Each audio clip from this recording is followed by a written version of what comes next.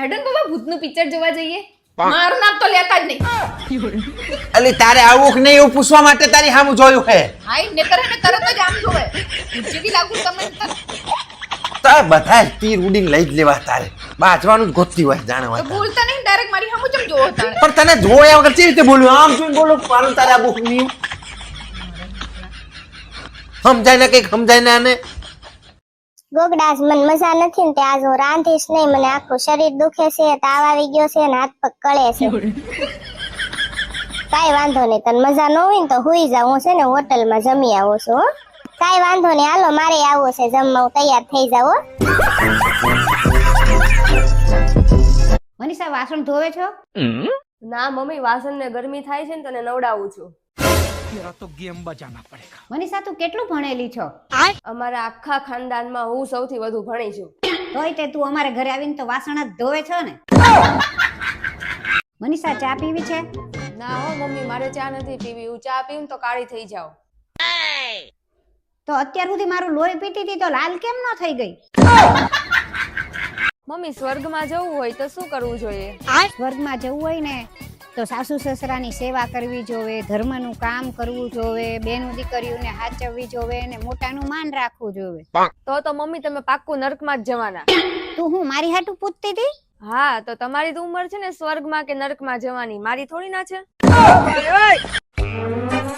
આ જો તો ગીઝર ચાલુ નથી થતું ને પાણી ગરમ નથી થતું, જોઈ દે ને. મને લાગે છે કે એની કોયલ ઉડી ગઈ લાગે. તંબુરામાંથી કોયલ ઉડી જાય? આપણા ઘરમાં કેદી કોયલ લાવ્યા? કે આપણે પહેલી એવી પેઢી હઈશું કે જે જમીનને લઈને કાકા બાપાના છોકરાઓ જોડે ઝઘડો નહીં કરીએ, કેમ કે જમીન છે જ નહીં. અમારા જમાનામાં તો અમે 4 વાગે ને 3:30 વાગે ને ઉઠીને હંધોઈ કામ કરી નાખતા. આવા ટાણે તો બધુંય કામ થઈ ગયું હોય. આ તો હવે ઉંમર થઈ ગઈ એટલે થાતું નથી, નકર તો વેલું કરી નાખ્યું હોય. આ ઘરના ખૂણે ખૂણે તો એકવાર જોતી જા, જતો બાવા ચોટે. આ તો મારી ઉંમર થઈ ગઈ છે, નકર એ સાફ કરી નાખ્યું હોય.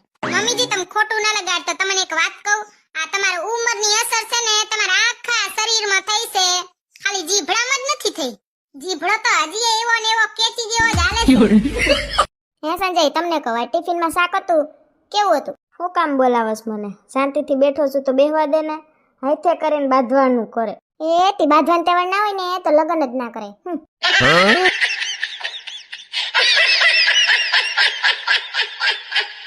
હા ભાઈ બન, ક્યાં ફરવા?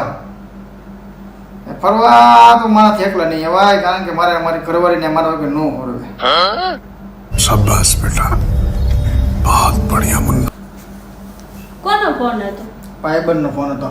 ક્યાં ફરવા જવાનું કહેતા હતા? તમારે જાવું હોય તો જાવ ને, હું તો એકલી રહીશ. હા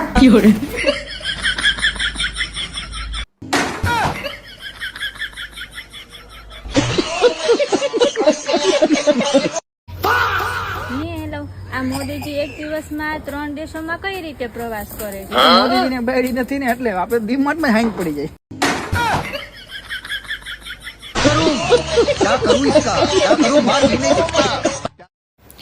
જો આપણો ઘરવાળો કામેથી ઘરે આવે, ફોન ચાલુ હોય, મેસેજ ચાલુ હોય અને જમીને પાછું ફોનનું ડબલું લઈને બેસી જાય તો આપણે સમજી લેવાનું કે આપણા કુકરમાં જ કોક બીજું સીટી વગાડે છે.